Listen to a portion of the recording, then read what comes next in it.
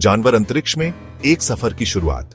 आज हम एक अद्भुत यात्रा पर निकलने वाले हैं, जहां हम जानवरों को उन जगहों पर देखने की कल्पना करेंगे जहां वे कभी नहीं गए हैं। स्पेस, ये कितना बड़ा और रहस्यमय है। अनंत आकाश गंगाओं और सितारों से भरा हुआ, यह हमें हमेशा आकर्षित करता है और हमें सोचने पर मजबूर करता है कि क्या हम अकेले हैं। हमारे प्लैनेट अर्थ पे तरह तरह के जानवर रहते हैं, जंगलों में शेर, समुद्र में मछलियां और आसमान में पक्षी। हर जानवर ने अपने वातावरण के अनुसार खुद को ढाल लिया है। लेकिन सोचो, अगर जानवर दूसरे प्लैनेट्स पे होते तो क्या वे वहां भी अपने आप को ढाल पाते? क्या वे वहां भी उतने ही अनुकूल होते जितने वे यहां हैं? वो कैसे दिखते, कैसे सरवाइव करते? क्या उनके पास अलग अलग शक्तियां होती? क्या वे वहां के वातावरण के अनुसार बदल जाते? इमेजिन करो, मार्स पे एक टाइगर लाल और पथरीले इलाके में घूमता हुआ। उसकी त्वचा का रंग बदल गया है ताकि वह वहां के वातावरण में छिप सके। जुपिटर के बर्फीले पानी के नीचे शार्क, जो वहां की ठंड में भी जीवित रह सकता है। उसकी त्वचा मोटी और मजबूत हो गई है ताकि वह बर्फीले पानी में तैर सके। या वीनस के बैडलॉन में उड़ता हुआ एक बर्ड, उसकी पंखों की संरचना बदल गई है ताकि वह वहां के घने बादलों में भी उड़ सके। सुनने में साइंस फिक्शन लगता है, लेकिन ये हमें लाइफ और एडेप्टेशन के बारे में सोचने पे मजबूर करता है। यह हमें यह समझने में मदद करता है कि जीवन कितनी विविधता और अनुकूलता से भरा हुआ है। चलो मेरे साथ हमारे सोलर सिस्टम के सफर पे। हम जानेंगे कि कैसे जानवर दूसरे ग्रहों पर जीवन के लिए अनुकूल हो सकते हैं और वहां की चुनौतियों का सामना कर सकते हैं। देखते हैं जानवर दूसरे प्लैनेट्स पे कैसे इवॉल्व हो सकते हैं। क्या वे वहां के वातावरण के अनुसार अपने शरीर को बदल सकते हैं? क्या वे वहां के संसाधनों का उपयोग कर सकते हैं? तैयार हो जाओ नई दुनिया और अद्भुत क्रीचर्स को डिस्कवर करने के लिए। यह यात्रा न केवल रोमांचक होगी, बल्कि हमें जीवन के अनुकूलन की अद्भुत क्षमताओं के बारे में भी सिखाएगी। हमारा पहला स्टॉप है मार्स, लाल ग्रह। मार्स हमारा सबसे क्लोजेस्ट नेबर है। ये एक ठंडा, सूखा डेजर्ट है, पतली एटमॉस्फेयर के साथ। मार्स की ग्रेविटी अर्थ से कम है। डस्ट स्टॉर्म्स पूरे प्लैनेट को ढके रहती हैं, जिससे देखना मुश्किल हो जाता है। लेकिन इसके हार्श कंडीशंस से धोखा मत खाओ। मार्स पे अभी भी पास्ट या प्रेजेंट लाइफ के सीक्रेट्स छुपे हो सकते हैं। इमेजिन करो एक क्रीचर जो मार्स के चैलेंजेस के हिसाब से अडेप्ट हो गया है। मार्स की हार्श कंडीशंस को देखते हुए ये क्रीचर्स बहुत ही यूनिक एडेप्टेशंस डेवलप कर सकते हैं। मार्स की सरफेस पे टेम्परेचर बहुत ही एक्सट्रीम होते हैं, दिन में बहुत गर्म और रात में बहुत ठंडा। ऐसे में ये क्रीचर्स कैसे सरवाइव करेंगे? उसकी स्किन मोटी हो सकती है। ठंड और रेडिएशन से बचने के लिए मार्स की एटमॉस्फेयर बहुत थिन है और वहां की सरफेस पे बहुत ज्यादा रेडिएशन होती है। ऐसे में मोटी स्किन इन क्रीचर्स को प्रोटेक्शन दे सकती है। ये स्किन शायद कुछ खास तरह के मिनरल्स से बनी हो जो रेडिएशन को अब्सॉर्ब कर सके। उसके लंग्स बड़े हो सकते हैं पतली हवा में सांस लेने के लिए। मार्स की एटमॉस्फेयर में ऑक्सीजन बहुत कम है, तो इन क्रीचर्स के लंग्स बहुत एफिशिएंट होने चाहिए। शायद उनके लंग्स में एक्स्ट्रा चेंबर्स हों जो ज्यादा से ज्यादा ऑक्सीजन स्टोर कर सके। ये एडेप्टेशन उन्हें मार्स की थिन एटमॉस्फेयर में भी सर्वाइव करने में मदद करेगी। ये मार्शियन क्रीचर शायद कोई इंसेक्ट जैसा हो जो गर्मी और पानी के लिए जमीन के नीचे गड्ढे में रहता हो। मार्स की सरफेस पे पानी बहुत कम है, लेकिन अंडरग्राउंड आइस डिपॉजिट्स हो सकते हैं। ये क्रीचर्स शायद अपनी टनल्स में मॉइस्चर कलेक्ट करते हो और वहां की गर्मी में सर्वाइव करते हो। या पिक्चर करो एक रेप्टाइल जिसकी स्किन पारदर्शी हो, जिससे वो सनलाइट अब्सॉर्ब करके खुद को गर्म रख सके। मार्स पे सनलाइट बहुत इंटेंस होती है और ये क्रीचर्स शायद अपनी स्किन के थ्रू एनर्जी अब्सॉर्ब करते हो। उनकी स्किन में कुछ खास पिगमेंट्स हो सकते हैं जो सनलाइट को एफिशिएंटली कन्वर्ट कर सके। ये बस कुछ एग्जांपल्स हैं कि मार्स पे लाइफ कैसे इवॉल्व हो सकती है।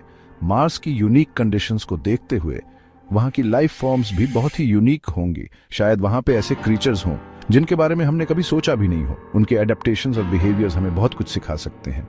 ये पॉसिबिलिटीज से भरी दुनिया है जिसका इंतजार है डिस्कवर होने का। मार्स की एक्सप्लोरेशन हमें ये समझने में मदद करेगी कि लाइफ कितनी डाइवर्स और अडेप्टेबल हो सकती है। शायद एक दिन हम वहां पे ऐसे क्रीचर्स डिस्कवर करें जो हमारी इमेजिनेशन से भी परे हों।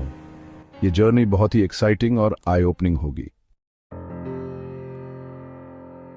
आगे हम चलते हैं जुपिटर, हमारे सोलर सिस्टम का सबसे बड़ा प्लैनेट। जुपिटर खुद एक गैस का बना हुआ जायंट है, लेकिन इसके बहुत सारे मून्स हैं। इनमें से कुछ मून्स जैसे यूरोपा बर्फ से ढके हुए हैं, इस बर्फ के नीचे साइंटिस्ट का मानना है कि पानी के विशाल ओशंस हैं। ये ओशंस अर्थ के ओशंस की तरह अद्भुत लाइफ फॉर्म्स का घर हो सकते हैं। Section 5 swimming with the stars aquatic adaptations. Imagine करो एक क्रीचर यूरोपा के डार्क बर्फीले ओशन में तैर रहा है। उसकी स्किन बायोलुमिनेसेंट हो सकती है जो डार्कनेस में लाइट अप करती हो। उसका शरीर स्ट्रीमलाइंड हो सकता है, डीप वाटर्स में तैरने के लिए परफेक्ट। हो सकता है वो ओशन की गहराई के इमेंस प्रेशर को सहने के लिए इवॉल्व हुआ हो। वो शायद ओशन फ्लोर पे मौजूद हाइड्रोथर्मल वेंट से एनर्जी लेता हो, अर्थ पे मौजूद कुछ क्रीचर्स की तरह। Section 6 Venus, a harsh mistress. हमारी आखिरी मंजिल है वीनस, जिसे अक्सर अर्थ का जुड़वां कहा जाता है। वीनस का साइज लगभग अर्थ जितना है, लेकिन यह बहुत ज्यादा गर्म है। इसकी थिक एटमॉस्फेयर हीट को ट्रैप कर लेती है, जिससे एक रनअवे ग्रीन हाउस इफेक्ट पैदा होता है। वीनस की सरफेस इतनी गर्म है कि उस पर लीड पिघल सकता है। यहां सल्फ्यूरिक एसिड की बारिश होती है, जो इसे एक बहुत ही डेंजरस जगह बनाती है। Section 7 life in the clouds, Venusian flyers. हालांकि वीनस की सरफेस घातक है, लेकिन अपर एटमॉस्फेयर हैरानी की बात है कि माइल्ड है। यहां हमें क्लाउड्स में तैरती हुई लाइफ मिल सकती है। इमेजिन करो एक क्रीचर जिसके बड़े पंख वाले विंग्स हैं, जो डेंस वेन्यूजन एयर में उड़ने के लिए अडेप्ट हो चुके हैं। उसके विंग्स पर मेटालिक शीन हो सकती है, जो तेज सनलाइट को रिफ्लेक्ट करती हो। ये क्रीचर एटमॉस्फेयर में मौजूद केमिकल्स को खा सकता है, अर्थ पे मौजूद बैक्टीरिया की तरह। ये इस बात का सबूत है कि लाइफ सबसे एक्सट्रीम एनवायरनमेंट्स में भी अपना रास्ता खोज लेती है। Section 8 The Universe, a Tapestry of Life. The universe is a vast and intricate tapestry, woven with threads of stars, planets, and the mysteries of life itself. Solar system के इस सफर ने हमें दिखाया है कि लाइफ कितनी डाइवर्सिटी ले सकती है। From the tiniest microorganisms to the largest mammals, life on Earth is a testament to the incredible adaptability and resilience of living beings. Mars के बर्फीले मैदानों से लेकर the red planet presents a stark contrast to the lush landscapes of Earth. Its icy plains and barren surface tell a story of a world that once might have harbored life. Venus ke badlon wale asman tak, the thick toxic clouds of Venus create an environment that is both fascinating and hostile. Yet even in such extreme conditions, the possibility of life cannot be entirely ruled out. Her planet apne unique challenges or opportunities deeta hai. Each planet in our solar system offers a unique set of challenges and opportunities for exploration and discovery. हालांकि हमें अभी तक Earth के अलावा life नहीं मिली है, Earth remains the only known cradle of life in the universe. Its blue oceans, green forests, and diverse ecosystems are unparalleled. लेकिन universe possibilities से भरा हुआ है. The universe is teeming with possibilities. Each star a potential sun to a world teeming with life. जैसे-जैसे हम explore करते रहेंगे, as we continue to explore the cosmos, our understanding of life and its potential beyond Earth expands. हमें पता चलेगा कि life, किसी न किसी रूप में, life, in one form or another, has a remarkable ability to thrive in the most unexpected places. हमारे सोचने से कहीं ज्यादा common है. The discovery of habitable exoplanets suggests that life might be more common than we ever imagined. Universe एक विशाल और अद्भुत जगह है.